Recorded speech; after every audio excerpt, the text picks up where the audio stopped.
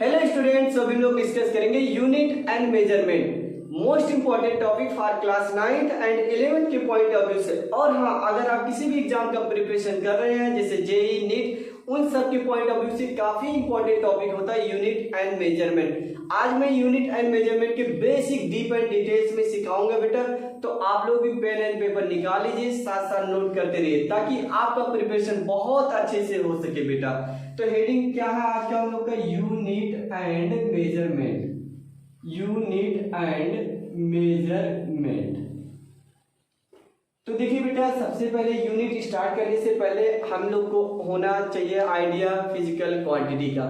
What is physical quantity? Because there are many type physical quantity exist in nature। यानी इस atmosphere में, इस surrounding में बहुत सारी ऐसी क्वांटिटी है जो एग्जिस्ट करती है। अब वो कैसे फुलफिल है, कैसे डिफाइन है, उसका आइडिया आपको आना चाहिए, क्योंकि फिजिक्स का यही बेसिक ही है। क्योंकि फिजिकल क्वांटिटी नहीं पता तो हम पढ़ेंगे क्या चीज, ठीक है। तो आइए देखिए फिजिकल क्वांटिटी क्या होता है बेटा। All quantity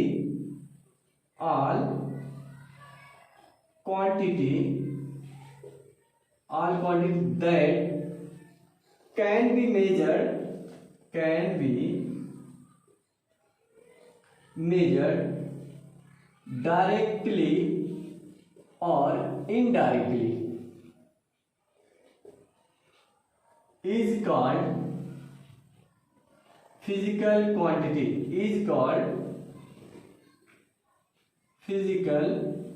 quantity. यानी ध्यान देना बेटा, यहाँ पे हमने क्या लिखा कि अगर कोई भी क्वांटिटी है उसको हम मेजर कर सकते हैं, डायरेक्टली हो या इनडायरेक्टली अगर मेजर कर सकते हैं तो वो सारे के सारे क्या होंगे? फिजिकल क्वांटिटी होंगे, ठीक है। फिजिकल क्वांटिटी लाइक अगर हम लोग यहाँ पे एग्जांपल की बात करें बेटा, जैसे लेंथ ले लीजिए, मास बात करें तो मास की बात कर सकते हैं हम लोग, टाइम की बात करें तो टाइम भी ले सकते हो आप लोग। टाइम भी सब ये सब क्या है? एक फिजिकल क्वांटिटी है। फोर्स ले लो आप, करंट ले सकते हो। यानी there are many type physical quantity exist in nature. Surrounding में बहुत सारी ऐसी क्वांटिटियां क्या करती है? एग्जिस्ट करती हैं। यहाँ पे ईटीसी आप ऐसे लिख सकते हो यहाँ पे। यानी आपको बात समझ में आ गई कि फिजिकल क्वांटिटी क्या होते हैं। अगर किसी भी क्वांटिटी को हम मेजर कर सकते हैं तो सारे के सारे क्या है? फिजिकल क्वांटिटी है। फॉर एग्जाम्पल अगर हम लोग बात करें आई ट्रेवल 10 मीटर, तो बात तो समझ में आ रही है। अगर उनमें से हम मीटर को गायब कर ले, आई ट्रेवल 10 मीनिंगलेस हो गया। I travel meter, how many meter, ये सारी चीजें आपको समझ में आनी चाहिए। अभी मैं इसको और एक्सप्लेन करता हूँ बेटा। और देन इसके बाद हम लोग बात करेंगे बेटा मेजरमेंट। क्या बात करेंगे? मेजरमेंट। ये आपका क्या था? Physical quantity.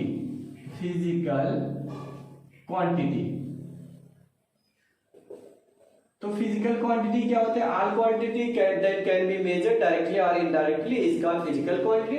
अब मेजरमेंट क्या होती है? क्योंकि किसी भी क्वांटिटी को मेजर करने के लिए हमें यूनिट की जरूरत पड़ेगी ही पड़ेगी। और मेजरमेंट क्या होता है? ये कंपेयर करने के लिए आता है।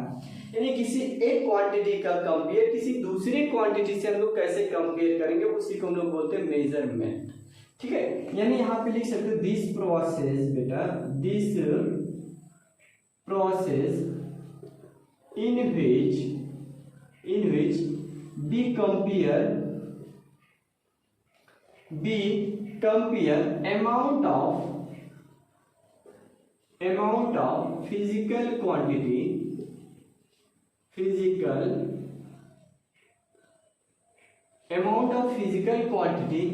with amount of physical quantity with standard amount of that quantity, ऐसा आप लिख सकते हो बेटा, that quantity। तो यहाँ पे आप समझिएगा बहुत इंपॉर्टेंट, मैंने इन शॉर्ट में आपको डिफिनीशन दे दिया बेटा कि अगर वो प्रोसेस जिसमें हम लोग किसी क्वांटिटी का, किसी फिजिकल क्वांटिटी, किसी एक स्टैंडर्ड क्वांटिटी से अगर हम लोग कंपेयर करते हैं तो उसे हम लोग क्या बोलते हैं? मेजरमेंट। क्या बोलेंगे बेटा?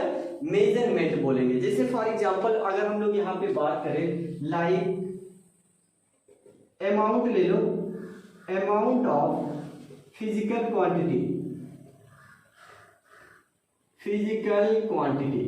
Amount of physical quantity 5 kg। क्या लिखा बेटा? Amount of physical quantity 5 kg। तो यहाँ पे जो 5 है नंबर है उसे हम लोग बोलते हैं मैग्नीट्यूड। क्या बोलेंगे बेटा? मैग्नीट्यूड यानी न्यूमेरिकल वैल्यू, यानी न्यूमेरिकली जो है ये 5 है। और जो केजी है बेटा ये इसका क्या है? यूनिट है। इसका क्या है? स्टैंडर्ड यूनिट है। हम लोग यहाँ बात कर सकते हैं जो 5 kg है वो क्या है? इसका standard unit 5 kg।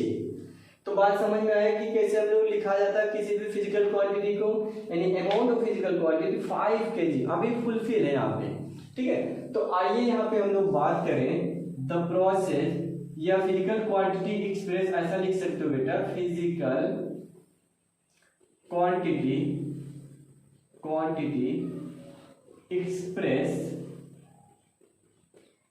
As physical quantity express as Q equal to, मान लीजिए हमने लिखा N into u. N into u का मतलब मैग्नीट्यूड इंटू यूनिट। क्या लिखा बेटा? Magnitude into unit. कोई भी physical quantity A to Z अगर हम लोग बात करें तो कैसे लिखा जाएगा? हमेशा मैग्नीट्यूड इंटू यूनिट। अब देखो इनका रिश्ता ऐसा होता है मैग्नीट्यूड यानी Q equal to N into u, और इनका प्रोडक्ट ऑलवेज क्या हो गया बेटा? कांस्टेंट।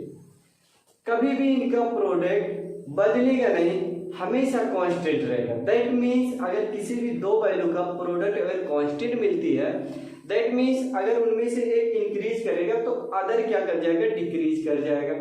अगर दूसरा डिक्रीज करेगा तो पहला इंक्रीज कर जाएगा। दैट मीन्स इनका प्रोडक्ट शुड बी कांस्टेंट होगा। क्या होगा बेटा? हमेशा कांस्टेंट होगा। यहाँ पे n इंटू यू का प्रोडक्ट कांस्टेंट, यानी n u equal to constant हम लोग यहाँ पे लिख सकते हैं बेटा, कांस्टेंट। ठीक है, यानी n equal to constant upon u, यानी n inversely proportional to 1 upon u लिख सकते हैं। बिकॉज जब हम लोग एलिमिनेट करते हैं इनवर्सली या डायरेक्टली को तो सम कांस्टेंट यूज करते हैं।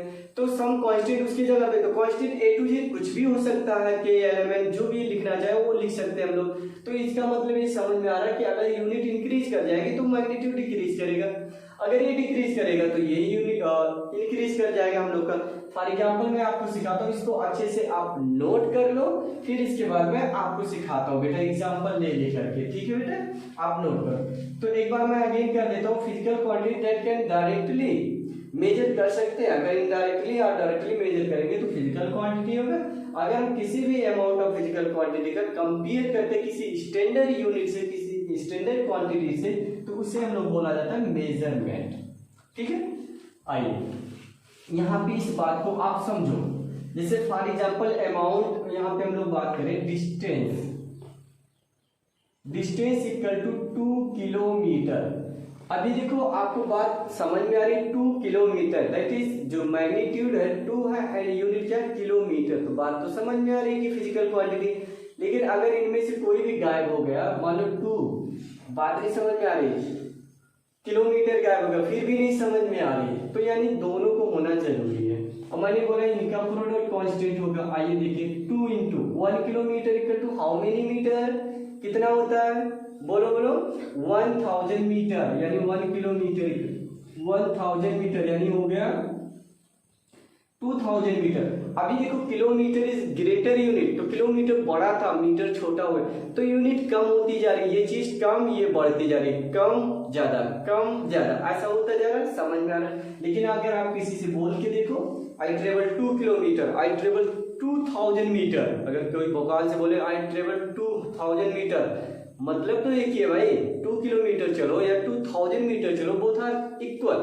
ठीक है, और भी आगे हम लोग बात कर सकते हैं, 2000 इंटू 20 और ऐड कर लेंगे तो सेंटीमीटर में हो जाएगी। यहाँ पे देखो यूनिट कम होती जा रही है और ये चीज बढ़ती जा रही है।